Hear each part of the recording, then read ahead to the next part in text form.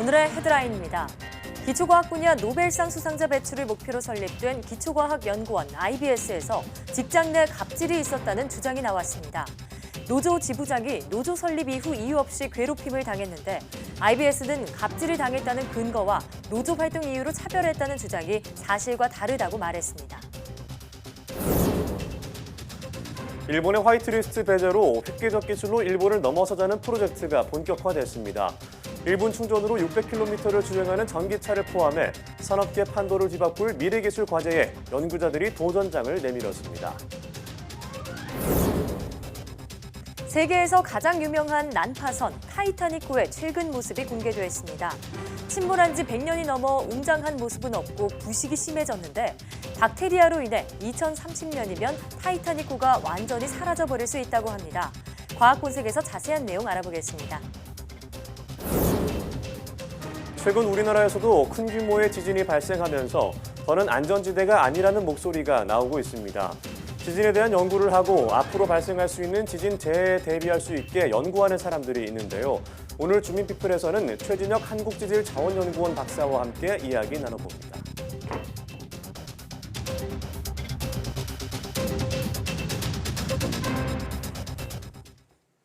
여러분 안녕하십니까? 사이언스 투데이입니다.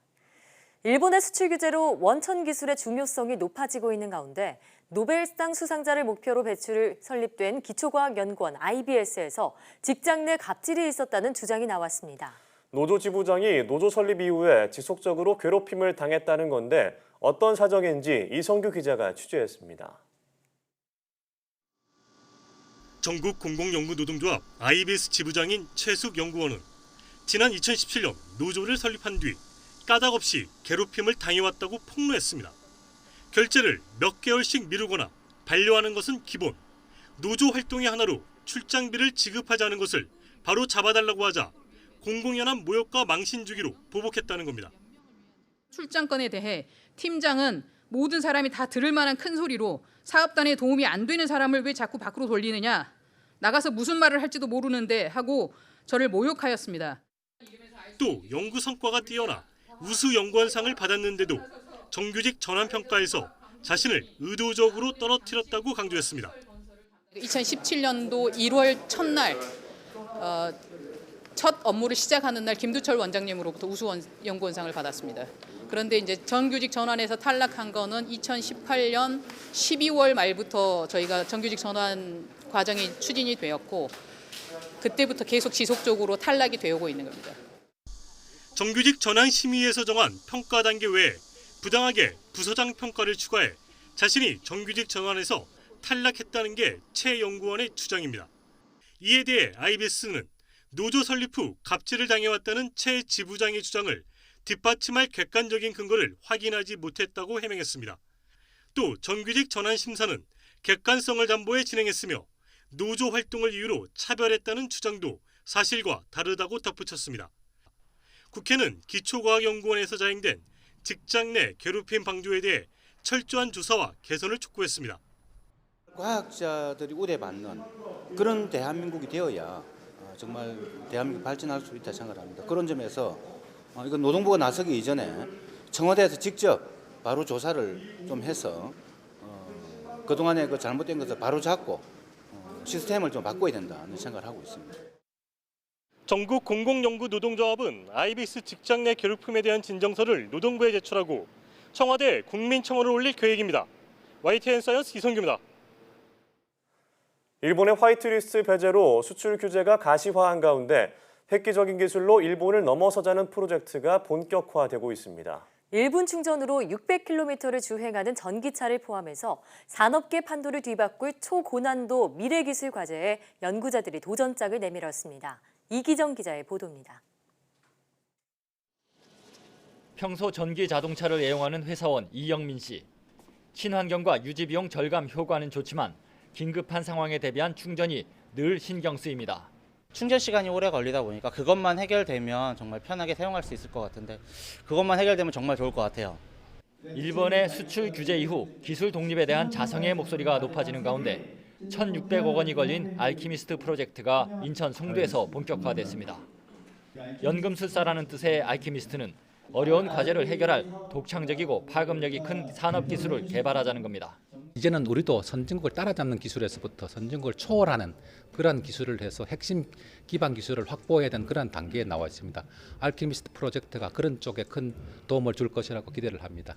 산업계 판도를 뒤바꿀 미래 기술 6가지 가운데 관심을 끄는 건 1분 충전으로 600km를 주행하는 전기차. 이 기술이 개발되면 부담 없이 국내 전역을 누빌 수 있게 됩니다. 또 도로를 달리면서 스스로 공기를 정화하는 자동차도 과제 중 하나입니다. 미래의 로봇슈트는 노화와 장애 등으로 저하된 근육 활동을 도와줘 100m를 7초 이내에 가볍게 주파할 수 있는 능력을 갖게 도와줍니다.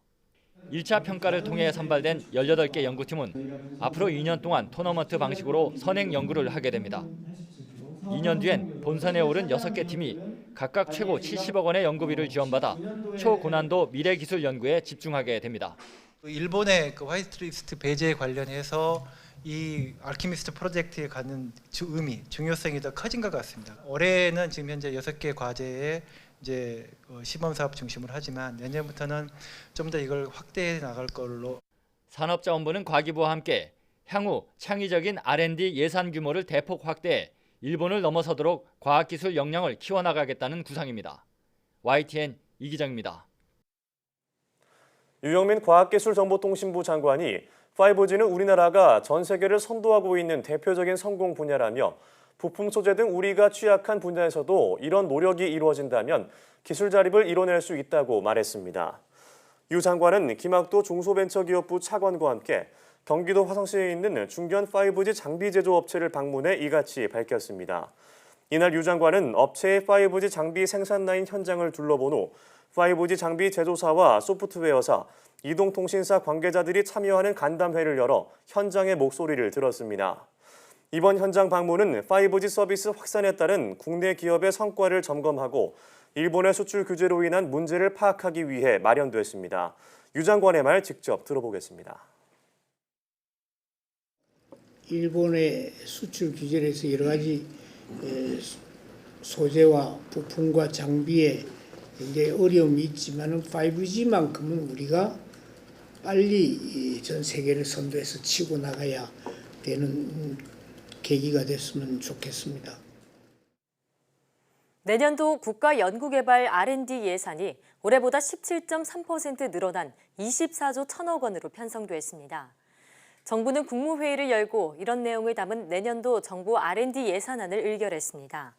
내년도 R&D 예산에는 최근 일본의 수출 규제에 대응하기 위해 소재 부품 장비 분야 연구개발에 쓰일 1조 7천억 원이 포함됐습니다. 또 기초연구와 인재 양성에 2조 3천억 원, 4차 산업혁명의 핵심 인프라 기술 개발에는 2천억 원이 증액된 5천억 원이 배정됐습니다. 과기정통부의 내년도 예산도 올해보다 1조 3천여억 원 늘어난 16조 2천여억 원으로 편성됐습니다. 이처럼 정부가 내년도 예산을 올해보다 9.3% 늘어난 513조 5천억 원으로 편성했습니다. 지난 2017년 400조 원을 넘어선 이후 3년 만에 500조 원을 넘는 초슈퍼 예산으로 짠 겁니다. 일본의 경제 보복 등에 대응해 혁신 성장을 촉진하고 경제 활력과 일자리 확대에 초점이 맞춰졌습니다. 오인석 기자입니다. 2020년 예산안은 경제 활력 회복에 대한 정부의 강한 의지를 담아 감내 가능한 범위 내에서 최대한의 확장적 기조로 편성하였습니다. 정부의 내년 예산안 규모는 513조 5천억 원, 500조 원이 넘는 초슈퍼 예산입니다. 지난해보다 44조 원 가까이 늘어난 규모로 400조 원 돌파 3년 만에 500조 원을 넘어섰고 증가율도 글로벌 금융위기 이후 2년 연속 최고 수준입니다. 산업과 중소기업 에너지 분야 예산이 가장 크게 늘었고 일본 경제 극복을 위한 R&D와 일자리 예산 증가가 두드러졌습니다. 보건복지 노동 예산은 180조 원을 넘어 큰 비중을 차지했고 국방 예산은 처음으로 50조 원을 돌파했습니다. 일본의 수출 규제에 대응해 핵심 소재 부품 장비 자립화에 2조 1천억 원이 시스템 반도체와 바이오 헬스, 미래 자동차 등 미래 성장 동력 확충을 위해 3조 원이 투입됩니다. 제2의 벤처붐 확산에도 5조 5천억 원이 배정됐습니다. 내년 예산안은 한마디로 국민 중심 경제 강국 구현 예산입니다. 우리 경제 전반의 혁신이 확산될 수 있도록 핵심 신산업 육성 등 혁신 성장 가속화에 집중 투자하겠습니다. 일자리 예산은 21% 늘어난 25조 8천억 원으로 편성됐습니다. 노인 일자리가 올해보다 13만 개 증가하는 등 재정 투입 일자리 17만 개가 새로 만들어집니다. 내년 하반기부터 국민 취업 지원 제도가 시행되고 건강보험 보장성 강화를 위한 국고 지원이 확대되고 노인 기초연금이 30만 원으로 인상됩니다. 또 국민 안전을 위한 미세먼지 저감에 4조 원, 붉은 수돗물 문제 해결을 위해 4천억 원의 예산이 각각 투입됩니다. 병사 봉급도 대폭 올라 내년 병장 기준으로 월 54만 1천 원을 받게 됩니다. YTN 오인성입니다. 이런 가운데 환경부는 내년도 예산안에서 심각해진 미세먼지 문제 해결을 위해 정부가 내년에 4조 원을 투입하기로 했습니다. 환경부는 미세먼지 대응을 위해 올해 예산 2조 3천억 원보다 74% 늘어난 4조 원을 투입하기로 했습니다. 이렇게 되면 2021년에는 미세먼지 배출량이 2014년 미세먼지 배출량 32만 4천 톤보다 36% 감축된 20만 8천 톤 수준으로 줄어듭니다. 또 미세먼지 주범의 하나인 노후 경유차 30만 대를 조기 폐차하는 데 드는 예산 2,896억 원과 미세먼지 저감 장치 부착에 필요한 예산 1,383억 원 등을 배정했습니다. 서울시가 일본산 농수산물에 대한 방사능과 식품 안전성 검사를 다음 달 27일까지 한 달간 시행하고 그 결과를 실시간 공개합니다. 서울시는 시민단체와 합동으로 일본산 농수산물 80종과 가공식품 80종 등 모두 160종을 수거해 서울시 보건환경연구원에서 검사할 계획입니다. 검사 대상은 노량진 수산시장과 가락 농수산물시장, 대형마트에서 유통되는 일본산 화로 등 농수산물과 일본산 원료를 사용한 과자 등입니다. 검사 결과는 서울시와 서울시 식품안전정보 홈페이지에 바로 공개됩니다.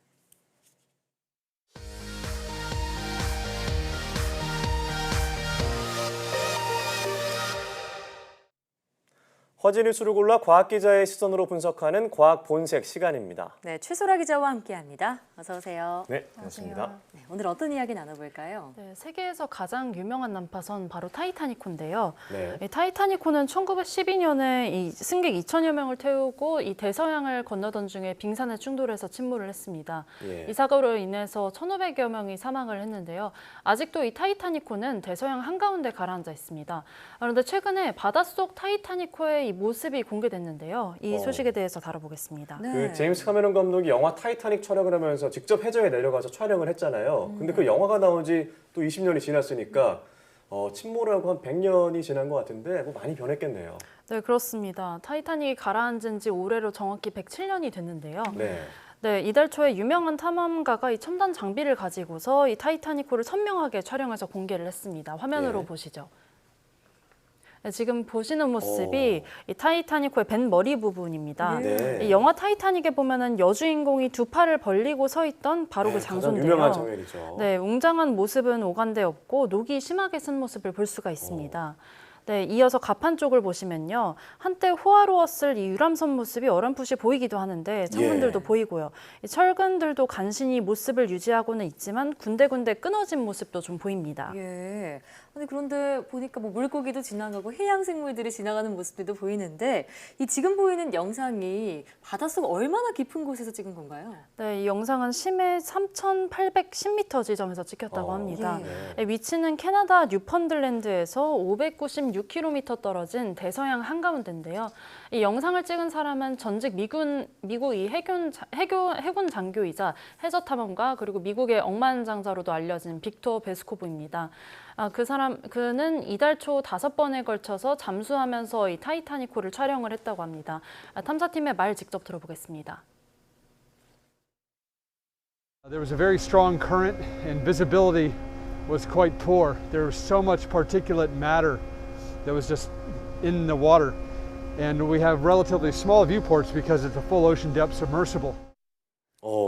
이 대서양 한가운데 거의 한 4천여 미터가 되는 거잖아요. 네. 그 심해에 들어가서 촬영한다는 게 쉬운 일은 아닐 것 같은데, 근데 그 이전에도 촬영한 사람들이 있었죠. 네, 그렇습니다. 이 타이타닉호가 처음 발견된 것은 이 침몰 73년 만인 1985년이었는데요. 예. 그 이후에 수차례 태양 탐사팀들이 타이타닉호의 모습을 촬영을 해왔습니다.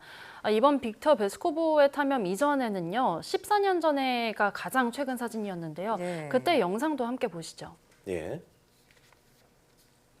네, 조금 전에 봤던 것보다는 조금 더 배의 그죠. 형체가 뚜렷합니다. 네. 쇠에 녹이 슬어서 생긴 고드름 같은 것들도 좀 덜 달려 있고요. 그러네요. 길이도 좀 더 짧은 것 같고요. 네. 지금보다는 좀 덜 부식돼 있는 것으로 보입니다. 네, 확실히 14년 전이라 그런지 조금은 덜 부식된 모습을 보일 수 있었는데, 자, 그런데 철도 녹이 슬고 또 부식도 된다 이렇게 알고는 있지만 아무리 100년이 지났다고 해도 너무 심하게 부식된 거 아닌가 이런 생각도 예. 들거든요. 그 이유가 뭘까요?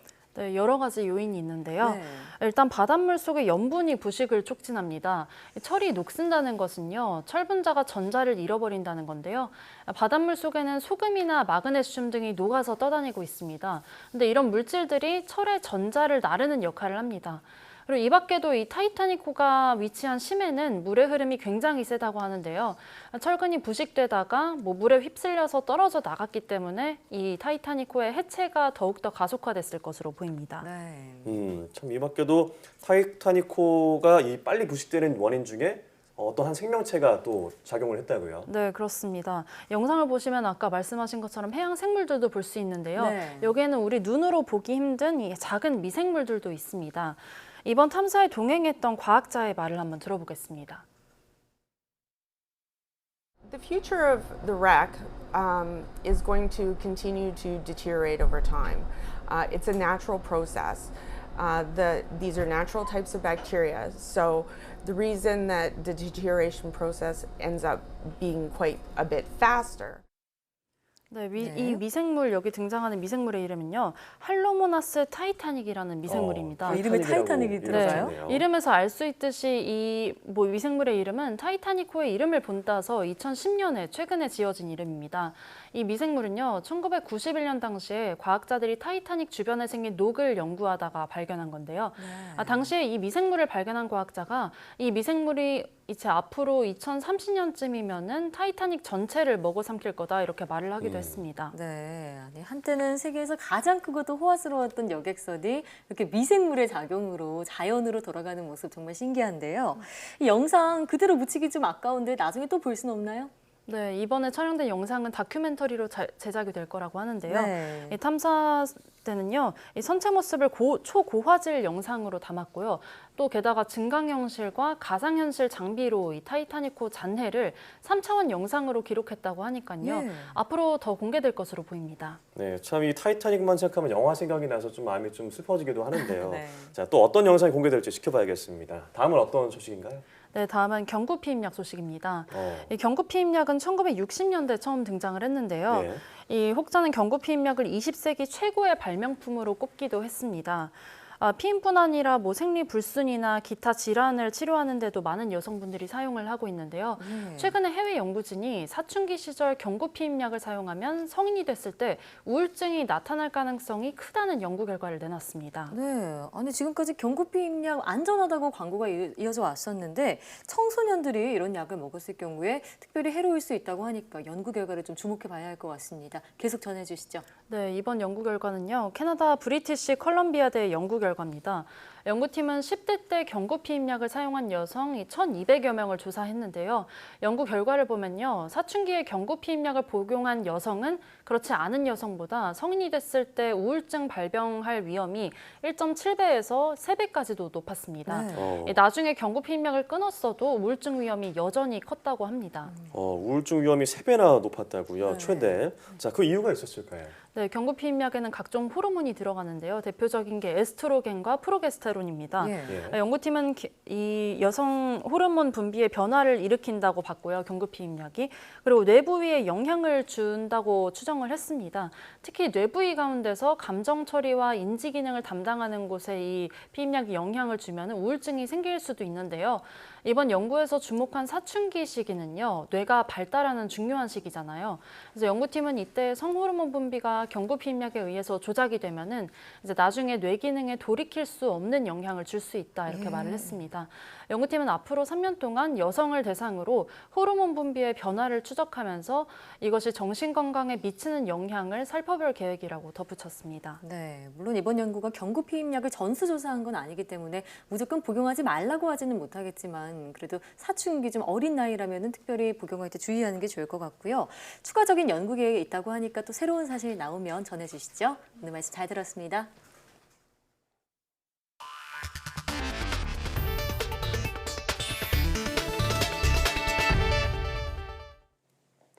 엘러간사의 거친 표면 유방 보형물을 이식한 뒤 역형성 대세포 림프종에 걸린 환자가 국내에서도 발견된 가운데 보건당국이 보형물 이식 환자 현황을 파악하고 전담 사이트와 콜센터를 운영하기로 했습니다.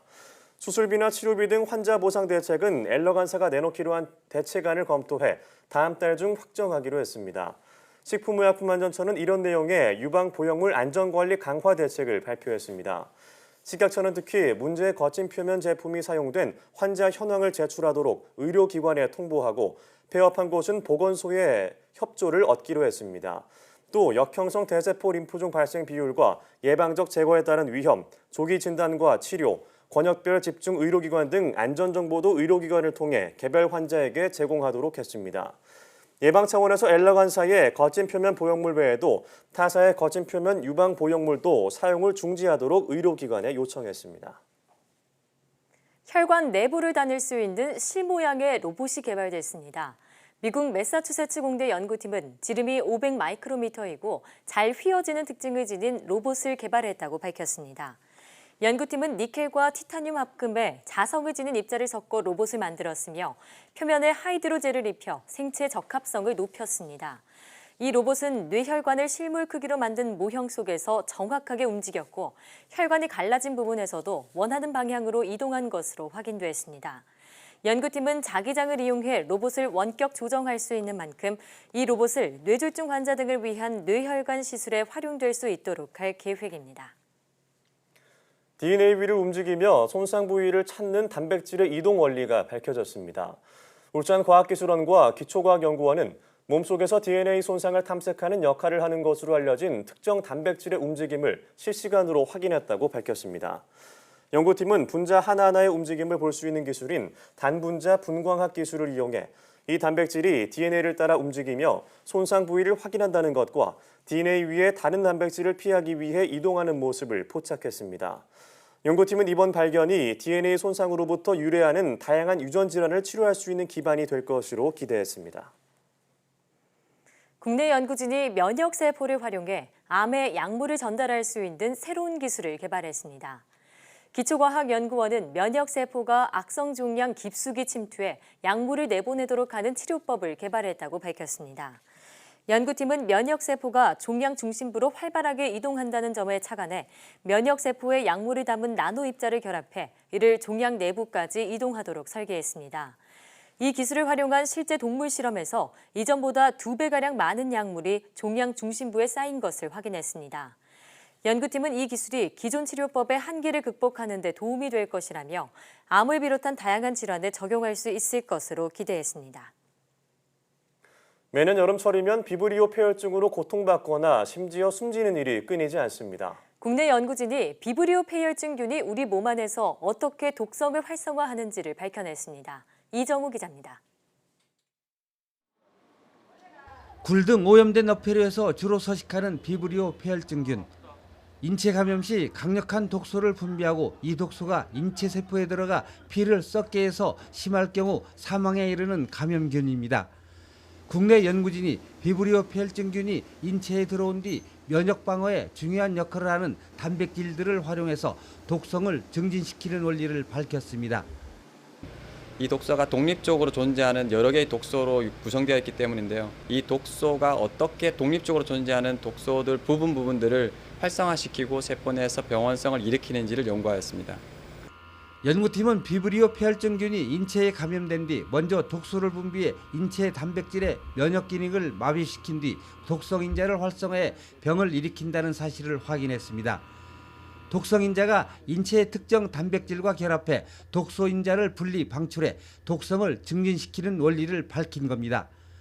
이 독소는 비브리오 폐혈증균뿐만 아니라 콜레라균 등 740종의 병원균에서도 주요 독성인자로 주목받고 있습니다.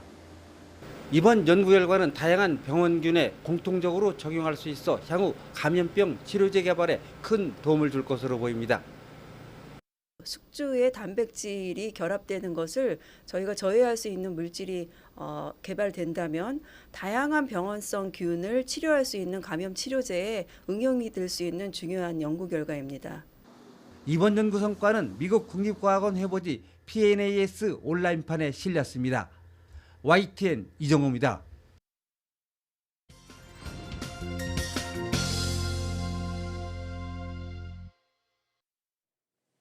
과학에 대한 궁금증을 퀴즈로 풀어보는 과학 백문백답 시간입니다. 오늘은 첫 번째 순서로 모기에 대해 알아보겠습니다. 요즘 무더위가 가시면서 모기들이 극성이죠. 한여름보다 모기가 더 많다고 합니다. 창문을 열고 자면 집 안으로 들어온 모기 때문에 잠을 이루기가 힘들고 모기약을 뿌려도 꼭 한두 군데씩은 뜯기고 마는데요. 이렇게 모기에 잘 물리는 이유는 무엇일까요? 모기가 좋아하는 혈액형이 따로 있는 걸까요? 아니면 밤에 바르고 잔 로션 냄새 때문일까요? OX 퀴즈를 통해서 모기의 취향을 알아보고 모기를 퇴치하는 방법도 찾아보겠습니다. 모기는 혈액형 O형을 좋아한다. 정답은 O입니다. 모기는 영양분이 듬뿍 들어있는 피를 더 좋아한다고 합니다. 피에 영양분인 지방이 더 많이 녹아있으면 체질상 몸에서 기름 끼인 피지가 많이 분비가 되는데요. 모기가 이 냄새를 맡고 찾아온다고 합니다. 특히 O형인 사람 중에는 피에 지방이 많아 생기는 병인 고지혈증이나 고혈압 같은 혈관 질환을 앓는 사람이 많다고 하는데요. 그래서 모기가 잘 무는 사람 중에 실제로 O형인 사람이 많다고 합니다. 모기는 화장품 냄새를 좋아한다. 정답은 X입니다. 화장품이나 향수 냄새를 모기가 더 좋아하지 않을까 생각하는 분들 많으실 텐데요. 모기는 그런 냄새를 일부러 찾지는 않는다고 합니다. 특히 페퍼민트나 바질 같은 허브향을 꺼린다고 하는데요. 페퍼민트와 바질속 추출물을 이용하면 모기뿐 아니라 모기의 유충까지 죽이는 효과가 있다고 합니다. 또 고양이가 좋아하는 캣닙, 일명 개박하에는 네페탈락톤이라는 성분이 있어서 모기가 무척 싫어한다고 하네요. 지금까지 과학 백문백답이었습니다.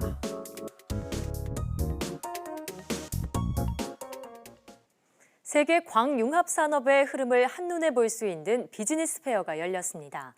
20여 개 나라의 바이어들이 400억 원대 수출 협약도 맺었습니다. 보도에 김범환 기자입니다. 4차 산업혁명의 핵심인 인공지능과 사물인터넷, 그리고 자율주행차 등의 기반 기술인 광융합산업. 김대중 정부에서 시작해 광주를 중심으로 광산업 육성에 시동을 걸면서 우리도 선진국과 어깨를 나란히 하게 됐습니다. 우리 광융합산업은 새로운 시대를 이끌고 융성시키는 핵심 산업으로 어느 때보다도 더 큰 기대를 모으고 있습니다. 국회에서는 광융합기술 개발을 활성화하고 경쟁력을 강화하기 위한 광융합산업진흥법도 제정했습니다.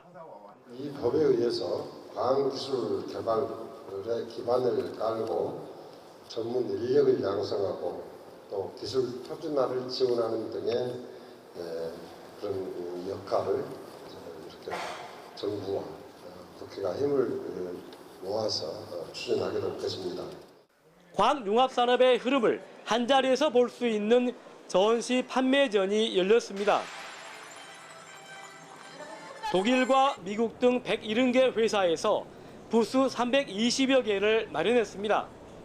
광의료 바이오와 에너지, 광 ICT와 영상 정보기기 등 광 관련 제품이 망라되었습니다. 모든 업종에 요즘은 다 광이 들어갑니다.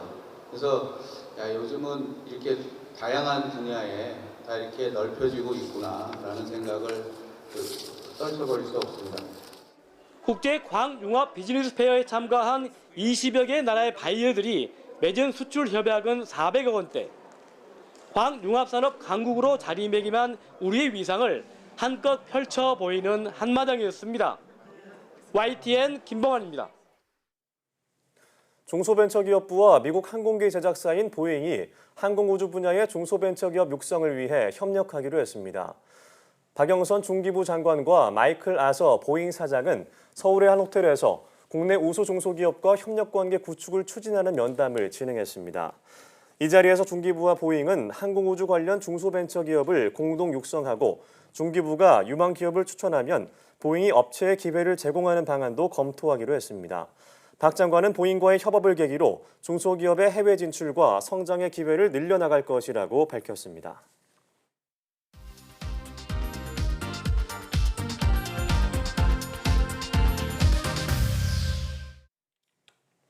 경주, 포항 등 최근 큰 규모의 지진이 발생하면서 우리나라도 더 이상 지진의 안전지대가 아닌 것 아니냐는 우려의 목소리가 나오고 있습니다. 이러한 불안감을 덜어주기 위해 밤낮으로 지구에 대해 연구하는 사람들이 있습니다. 오늘 주민피플에서는 한국지질자원연구원 활성지구조연구단의 최진혁 박사와 함께 얘기 나눠보겠습니다. 어서 오세요. 예, 반갑습니다. 네, 자, 최근 한반도에서 발생한 잇따른 지진으로 한국지질자원연구원의 역할이 더욱더 커지고 있는데요. 일단 어떤 기관인지 궁금하고요. 또 박사님께서는 그곳에서 어떤 일을 하시는지 소개해 주신다면요. 예, 알겠습니다. 한국지질자원연구원은 우리나라의 국토지질과 관련된 다양한 조사를 수행하는 전문 연구기관입니다. 예. 우리가 살고 있는 한반도 땅의 형성과 진화에 관련된 기초과학 연구 분야부터 자원 탐사, 그다음에 기후 변화, 지하수 등과 같이 국민 생활과 아주 밀접한 지질 분야를 연구를 하고 있습니다. 예. 네. 그리고 최근에는 국민들의 관심이 높은 지질 공원이나 지질 재해에 대해서도 연구를 수행하고 있고요. 네. 예. 더욱 최근에는 큰 이슈가 됐던 지진에 대해서도 조사를 하고 있습니다. 아무래도요. 예. 제가 속해 있는 연구팀이 활성지구조 연구단인데요. 예. 지진과 관련된 단층을 조사를 하고 있습니다. 우리나라의 단층이 어떻게 발달돼 있고, 그리고 그중에서 어떠한 단층들이 지금 판구조 운동의 영향을 받아서 지진을 일으킬 수 있는지, 활성 단층에 어떤 것들이 있는지 그렇게 대한 조사를 하고 있고요. 주로 야외 지질 조사를 통해서 지진을 공부한다고 해서 네. 저희가 하는 분야를 지질학이라고 합니다. 예, 좀 우리나라의 지진 전문가라고 정리하면 될 것 같은데요. 네. 자, 박사님께서 지구 구조에 대해서 공부하게 된 계기가 좀 궁금해요. 예, 뭐 사실 한 가지 사건으로 설명드리기는 참 어려운 네. 것 같고요. 제가 어린 시절부터 어떤 지구 자연 현상에 대한 신비로움, 아름다움에 대한 흥미를 가지고 있었습니다. 예. 어린 시절부터 부모님들께서 전국 방방 곳곳으로 여행을 시켜주셨고요. 네. 그때부터 자연스럽게 흥미가 생겼고 네. 대학 진학 과정에서 자연스럽게 지질학과를 선택을 하게 되었고요. 네. 대학에서 이제 대학원 과정 동안 저희 지도 교수님께서 네. 상당히 많은 경험을 할 수 있도록 기회를 주셨어요. 예. 야외 지질 조사를 아주 중요시하는 연구실이었거든요. 예를 그래서 들면요? 저희가 강원도 산골에 가서 네. 계곡에 가서 야외에 드러난 암석들을 공부를 하고요. 그리고 뭐 김밥을 사고 뭐 음료수를 사서 이렇게 예. 그러셨군요. 마치 그러니까 저의 대학원 생활을 한마디로 표현하자면 여행과 같은 거죠. 네. 그래서 여행과 같은 생활을 했고 그 과정에서 제가 또 몽골을 방문할 수 있는 기회가 있었습니다. 그래서 몽골에서 1957년에 큰 지진이 발생을 해서 한 250km 정도의 땅이 갈라졌거든요. 네. 그렇게 길게요. 예, 그래서 제가 수십 킬로를 백팩 하나만 메고 캠핑을 하면서 조사를 했는데 예. 네. 당시에 정말 대자연의 지진의 힘이 강력하고 경이롭다라는 느낌을 받았고요. 예.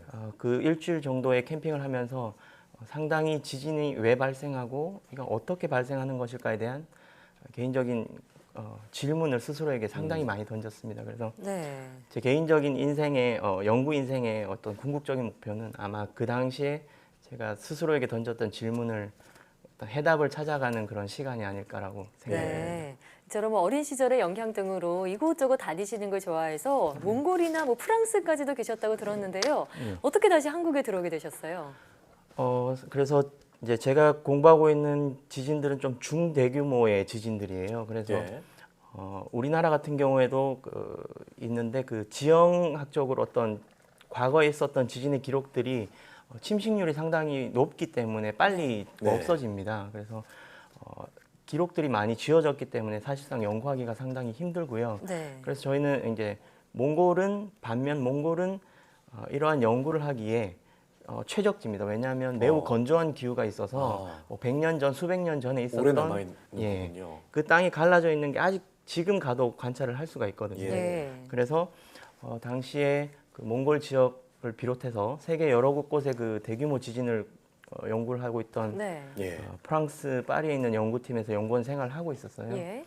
그러던 중에 2016년에 경주 지진이 발생을 했고 저는 이제 그곳에서 이런 실시간 뉴스를 통해서 우리나라가 어떻게 지진에 대응을 하고 또 어떤 대비책을 가지고 있는지에 대한 것들을 실감을 할 수가 있었습니다. 그래서 제가 이제 한국으로 돌아가서 제가 알고 있는 지식들을 조금 더 활용을 한다면 우리나라의 어떤 지진 재해가 혹시나 발생을 했을 때 좀 그 피해를 줄일 수 있지 않을까라는 그러한 결심을 하게 됐고 그 계기로 해서 이제 국내에 들어오게 됐습니다. 당시에는 프랑스에서 연구를 하고 계셨고 경주 지진을 보고 많이 놀라셨겠네요. 자, 2016년에 경주 그리고 17년에 포항까지 큰 규모의 지진이 발생하면서 많은 피해가 있었잖아요. 자, 그럼 이제 우리나라도 지진 안전지대가 아니라고 말할 수 있을까요? 그 지진의 안전지대이냐 아니냐라고 저희가 평가를 할 땐 크게 두 가지의 측면이 있거든요. 첫 번째는 중대규모의 지진이 발생할 가능성이 있는가 없는가에 대한 문제입니다. 그래서 우리가 이제 경주 지진이 국내 최대 규모의 지진이라고 알려져 있는데요. 5.8의 지진이었죠. 5.8의 지진인데 사실상 최대라고 하는 거는 우리가 지진계를 통해서 관측된 지진 중에 규모가 최대라고 해서 최대 규모 지진인 거고요. 사실상 우리가 지표 지지를 살펴보면 수만 년이나 수십만 년 전으로 되돌아갈 수가 있습니다. 그럴 때는 그 기간 동안을 돌이켜 보면 우리는 훨씬 더 큰 지진 있는가 없는가를 살펴볼 수가 있거든요. 그래서 우리나라의 수만 년 전에 형성된 그 퇴적층들의 변형 기록을 봤을 때 우리나라에도 과거에는 큰 지진이 있었다라는 것들이 보고가 된 것이 있고요. 그리고 대형 지진 재해와 관련해서 두 번째 조건은 과연 우리가 그러면 얼마나 많이 알고 얼마나 많이 대비가 되어 있는가라는 문제거든요. 경주 지진과 마찬가지죠. 우리가 큰 지진을 경험한 적이 없기 때문에 아무래도 사실상 그 경험 부족에서 오는 것 때문에 대비책이 완벽히 갖춰졌다기보다는 지금 이제 대비책을 갖추고 있는 그런 단계입니다. 거죠. 그래서 지진이 자주 일어나지 않는 지역들의 대부분 공통적인 특성이고요. 대규모 지진이 발생할 가능성이 있고 또 우리가 완벽히 어떤 대비책이 갖춰지지 않다라는 점을 감안했을 때 결코 우리나라도 지진으로부터 안전지대라고 하기에는 좀 어려울 것 같습니다. 어렵다라고 말씀해 주셨는데 사실 뭐 북한이나 중국 근처에 있는 일본과 같은 나라에서도 큰 지진이 자주 나타난단 말이죠. 우리나라에 영향을 줄 수 있는 가능성도 배제할 수는 없을 것 같은데 어떻게 보시나요? 그 지진이라고 하는 것은 어떤 결과적인 현상이고요. 지진을 일으키는 것은 단층이 움직이는 거거든요.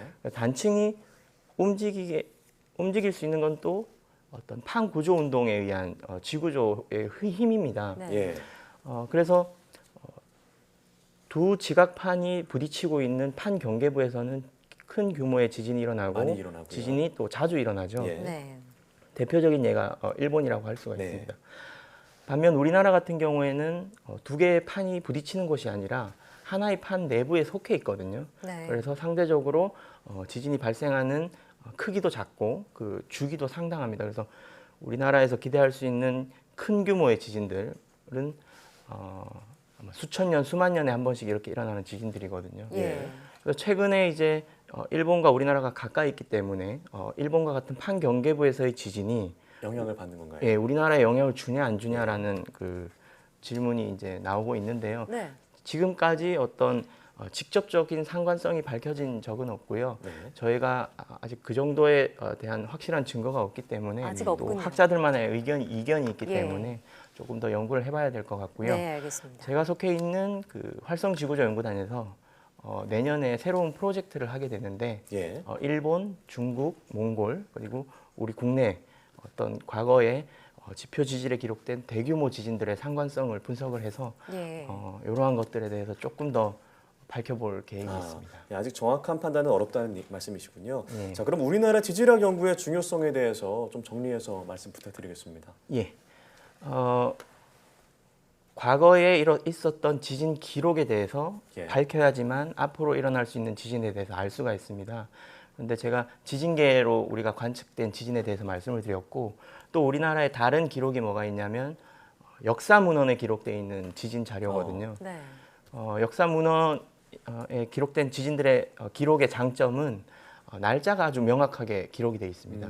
근데 지진에 대한 메커니즘을 당시 사람들은 몰랐기 때문에 피해 정도에 대해서만 기록을 해놨어요. 네. 네. 그래서 결과적으로 어떤 단층이 활동을 했고 어떤 단층이 얼마나 빠르게 움직였고라는 그런 지질학적인 정보를 획득하기는 상당히 어렵습니다. 네. 뿐만 아니라 역사 문헌 기록은 지난 2000년 전까지만 저희가 돌이켜 볼 수가 있어요. 예. 그래서 자료는 좋지만 한계가 있습니다. 반면 제가 공부하고 있는 지질학은 저희가 지표에 형성되어 있는 지형이나 퇴적물의 나이를 이용해서 저희가 추론할 수가 있거든요. 저희가 말씀드렸다시피 수만 년, 수십만 년 전까지 돌이켜 볼 수가 있습니다. 그러면 몇천 년, 몇만 년 주기로 큰 지진들이 발생을 했는지에 대한 접근이 가능을 합니다. 그래서 저희들이 정확한 예측은 어렵지만 네. 기본적으로 우리나라에서 큰 지진은 어디에서 어떻게 얼마나 큰 규모로 그다음에 얼마나 자주 발생하는지에 대한 기본적인 정보를 제공하게 된다면 아마 많은 기관에서 본인들의 적절하게 대비책을 강구하는데 매우 중요한 자료로 활용될 수 있기 때문에 지진 지질학이 매우 중요하다고 할 수 있습니다. 네, 이 지질학 연구의 중요성 또 지진 재해 대비책 마련과도 그 중요성에 관련이 있을 텐데요. 앞으로의 계획 관련해서 짧게 한 말씀 부탁드리겠습니다. 예, 그 지진 지질학이라고 하는 분야가 국내에서는 아주 생소한 분야고요. 네. 그러다 보니까 융합이 필요한 연구 분야입니다. 네. 제가 말씀드렸던 지형, 퇴적층, 그다음에 연대, 그리고 저희들이 위성 영상이나 항공 사진 같은 걸 이용하거든요. 원격 탐사, 필요에 따라서는 모델링. 그래서 정말 많은 세부 전공 전문가들이 잘 똘똘 뭉쳐야지만 성공할 수 있는 분야고 프로젝트입니다. 네.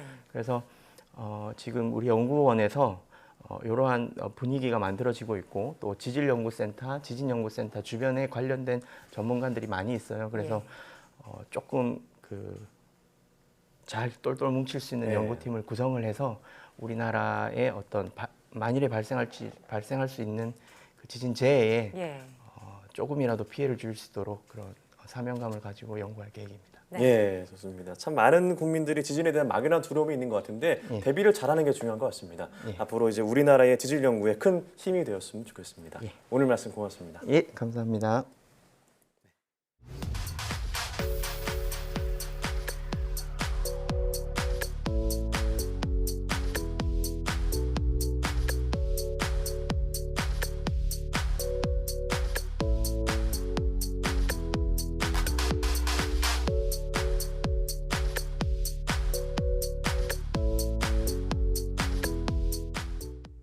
희귀암을 유발할 가능성이 제기된 인공유방 보형물을 이식한 환자분들은 의심 증상이나 대처 요령 등이 궁금하실 텐데요.